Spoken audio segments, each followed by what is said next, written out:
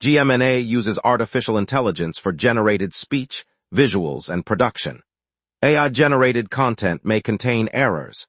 Please verify important information before making decisions or taking action.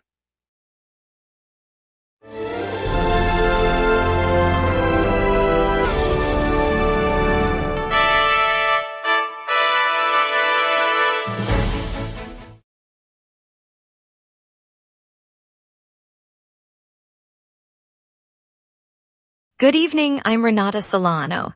Tonight we'll break down the tragic in-flight medical emergency on a Southwest flight, plus the LAUSD rollout of student-designed cafeteria menus for the new school year, and a quick look at today's heat advisory and traffic delays. Over to you, Bennett. The Eastside Community Garden will host its seasonal harvest festival this Saturday, featuring live folk music, organic produce stalls, and hands-on planting workshops from 9 to 3. The event takes place at the garden's central courtyard on Sunset Boulevard between Jefferson and Main, and admission is free for all families and visitors.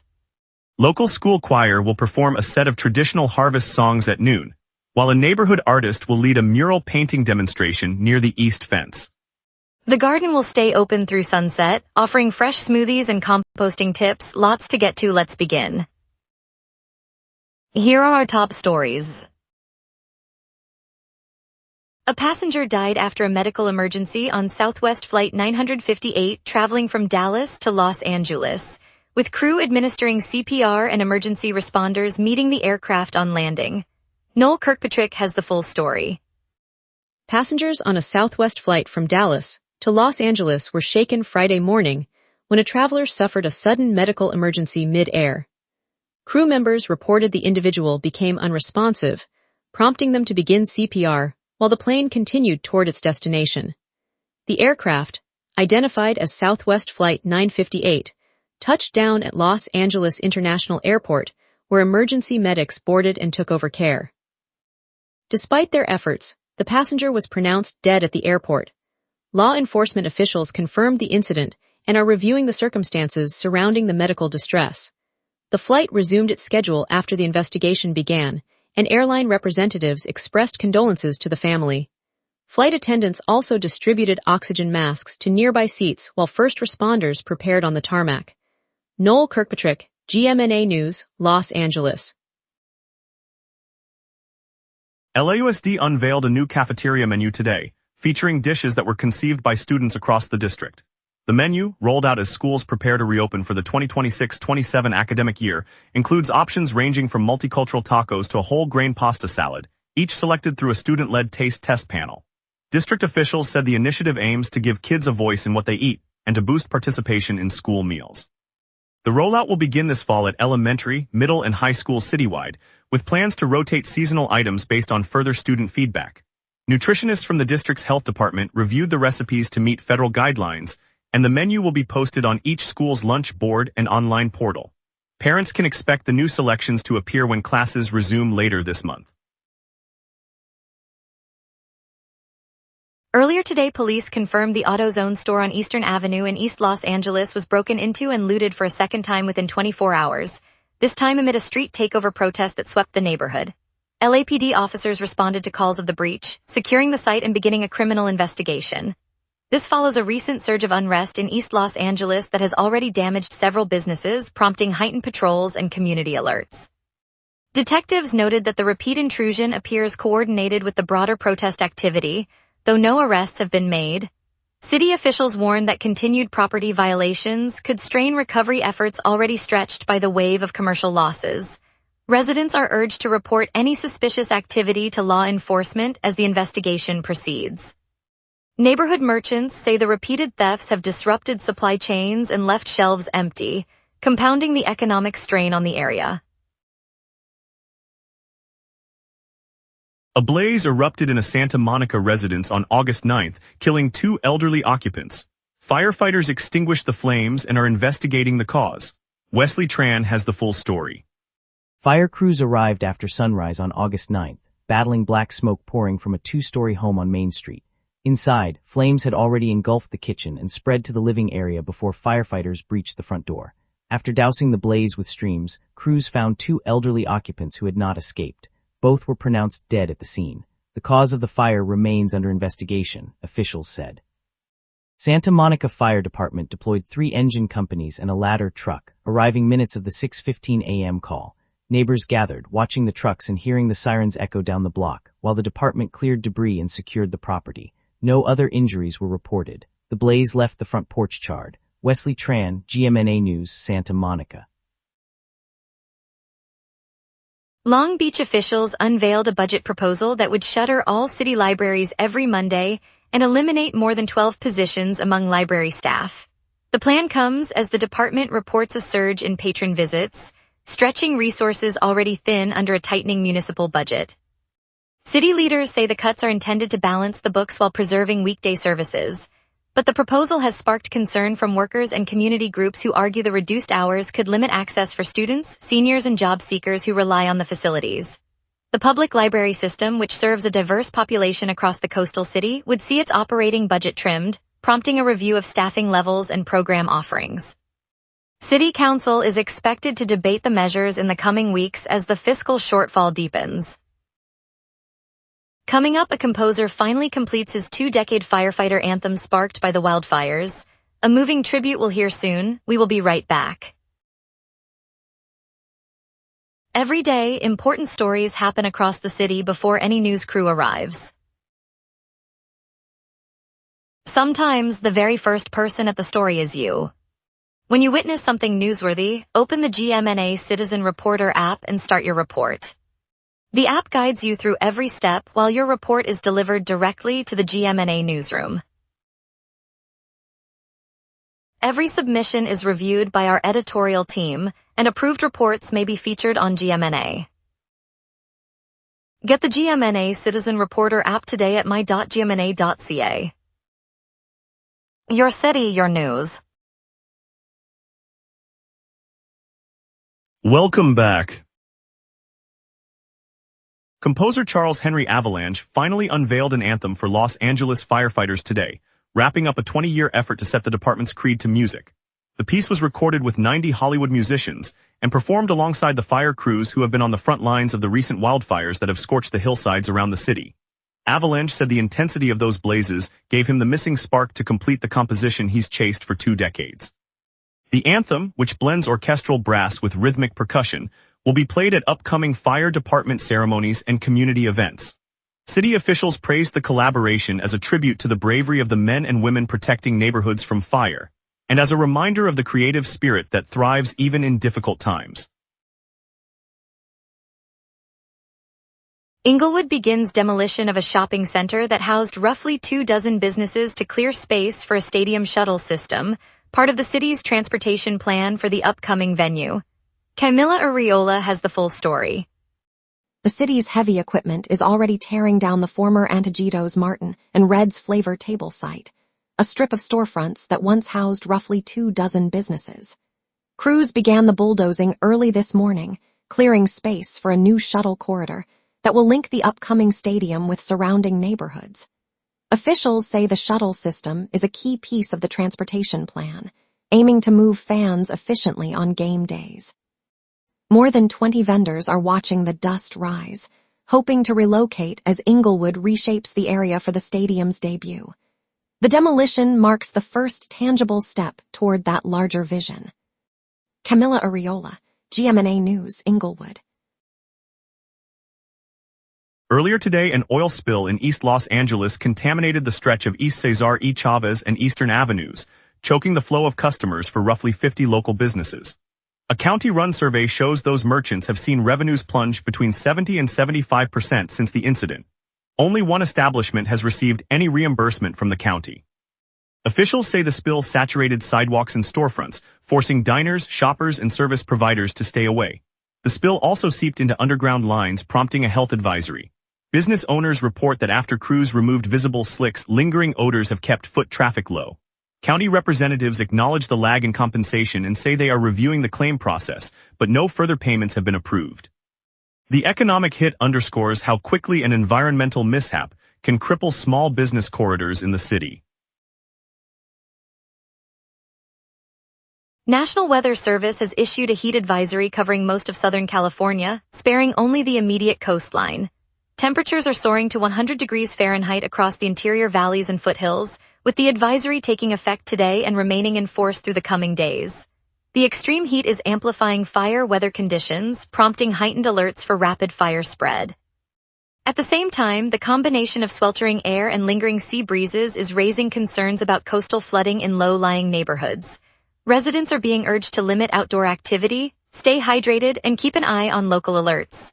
Power utilities are warning of increased demand that could strain the grid, while fire crews remain on standby across the region.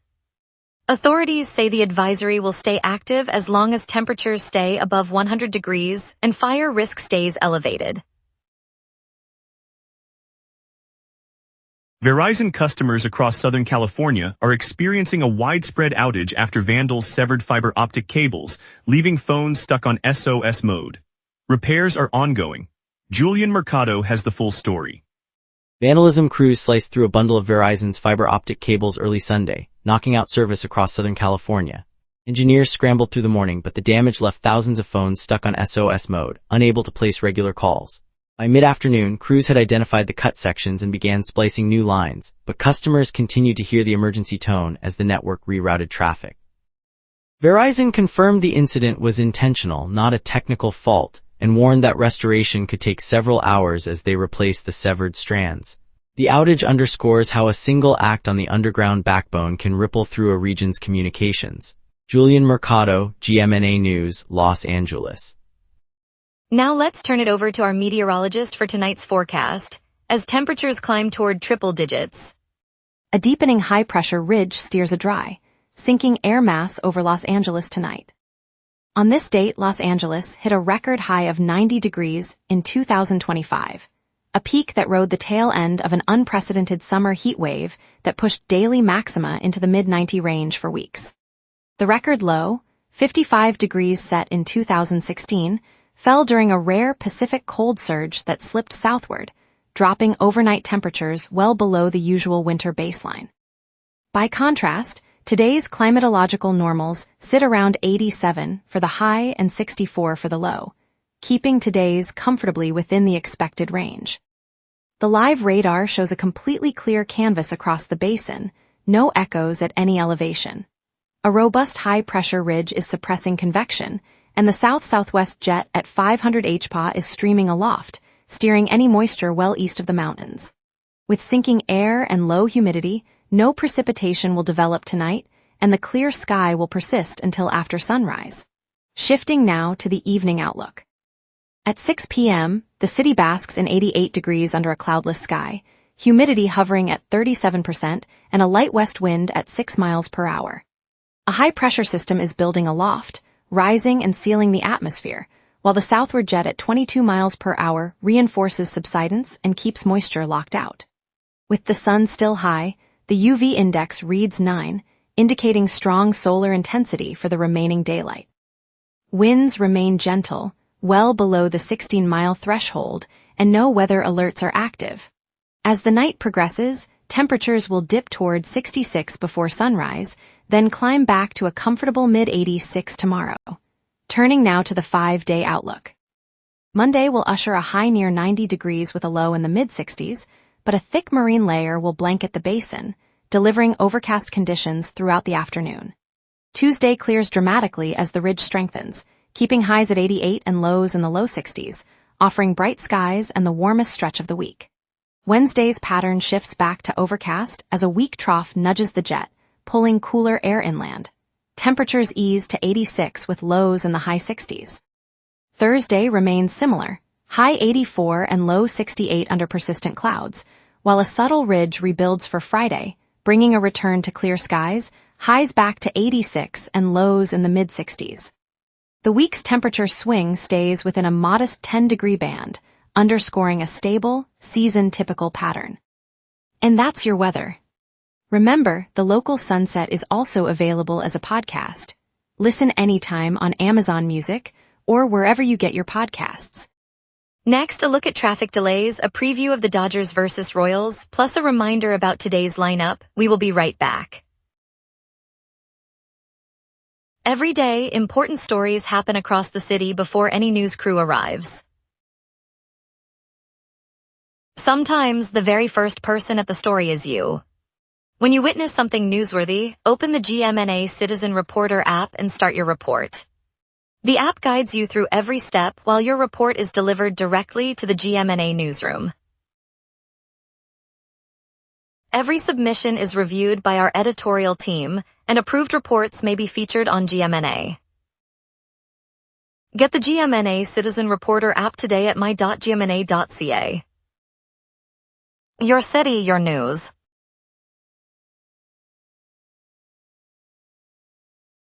US 395 remains the biggest slowdown this evening. The Manzanar pavement project continues from Fish Hatchery Road down to about 2.5 miles south of the Manzanar National Historic Site. Expect a rolling slowdown and occasional lane closures, especially near the south turnoff. Drivers heading toward Bishop should also watch State Route 168 west on W Line Street between Warren Street and the US 395 junction, where a water main replacement forces a single lane shift and short backup during peak outbound flow. Aside from those sites, the rest of the freeway network is moving freely with no reported accidents. This means downtown corridors, the 10 and the 110 one, are clear for the night.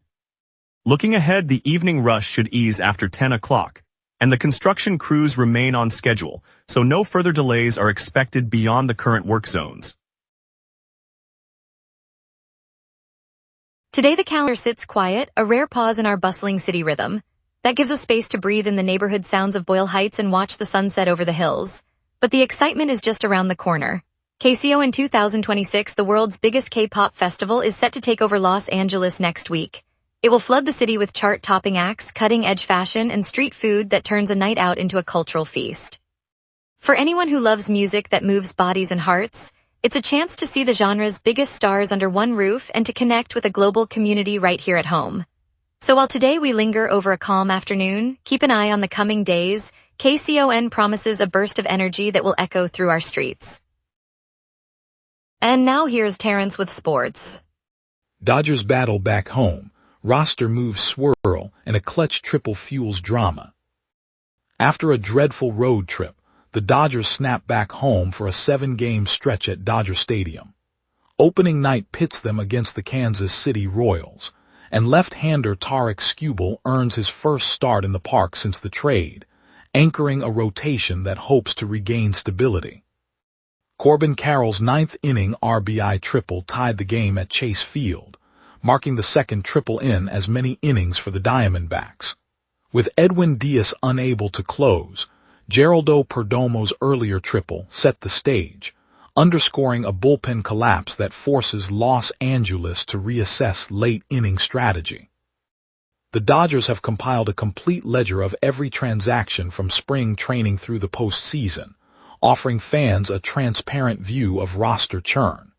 Tracking moves from minor league promotions to major league trades reveals Brandon Gomes' approach to shaping a competitive club as the season winds down. Wyatt Mills was designated for assignment Monday, clearing a spot on the 40-man roster as the Dodgers juggle bullpen depth. Simultaneously, Cole Irvin and Chucky Robinson were sent to Oklahoma City, signaling a shift toward younger arms and a tighter grip on the organization's pitching pipeline. Alek Thomas delivered back-to-back 4 RBI performances for Oklahoma City, driving in 8 runs across 2 days while the Dodgers affiliates fell short. His power surge and clutch hitting put him squarely on the radar for a potential call-up as Los Angeles seeks fresh offense. The Dodgers finally broke their losing streak, snapping a 7-game slide with an extra-inning victory over the Diamondbacks. Shohei Ohtani warmed up in the outfield, highlighting his versatility, while the win injects momentum into a rotation anchored by Yoshinobu Yamamoto and Roki Sasaki. The Latino Business Procurement Summit, held in downtown Los Angeles, brings together city leaders and Latino entrepreneurs under one roof. Mayor Karen Bass chaired the gathering, unveiling a road map that links local Latino-owned firms with the massive contracting pipelines for the upcoming 2026 FIFA World Cup and the 2027 Super Bowl. Organizers matched vendors with officials from the city's procurement office, offering workshops on bidding, compliance, and networking that could turn a small shop into a major supplier. For a city that thrives on its diverse creators, the summit is a concrete step toward turning cultural vibrancy into economic opportunity, keeping downtown's promise of inclusion alive. Stay tuned for a $3,500 electric car tax credit and a preview of Southern California's cooler temperatures this week. Every day, important stories happen across the city before any news crew arrives. Sometimes the very first person at the story is you. When you witness something newsworthy, open the GMNA Citizen Reporter app and start your report. The app guides you through every step while your report is delivered directly to the GMNA newsroom. Every submission is reviewed by our editorial team, and approved reports may be featured on GMNA. Get the GMNA Citizen Reporter app today at my.gmna.ca. Your city, your news. Welcome back. California is rolling out an automatic $3,500 tax credit for new zero-emission vehicles and a $1,750 credit for used electric cars, aiming to boost EV adoption. Wesley Tran has the full story. The state is rolling out an automatic tax credit of $3,500 for anyone purchasing a brand new zero-emission vehicle, and a separate credit of $1,750 for buyers of used electric cars. The program kicks in without the need for a separate application, reducing paperwork for eligible motorists. Eligible purchasers will see the credit applied directly to their state tax return for the current filing year. The incentive is part of California's broader push to boost electric vehicle adoption across the region, aiming to make the switch more affordable for drivers. Officials say the credits will be available starting this fiscal year. The credit covers only vehicles that meet California's zero-emission standards and are registered in state for the current. Wesley Tran, GMNA News, Los Angeles. After weeks of scorching temperatures, forecasters say Southern California will see near normal highs this week, offering a brief respite from the heat wave. Wesley Tran has the full story.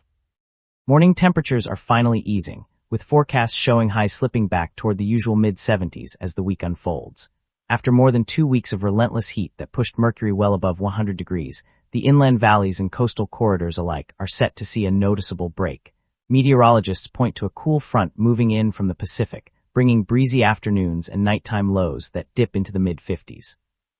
Residents who have been coping with sweltering days say they're ready for a reprieve, especially those in neighborhoods where air conditioning has been running nonstop. The shift comes just in time for the upcoming weekend, offering a chance to step outside without the oppressive heat. Wesley Tran, GMNA News, Los Angeles. Thank you, Los Angeles, for joining us on the local sunset.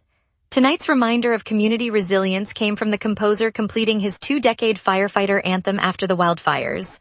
We appreciate your trust and look forward to bringing you more stories tomorrow.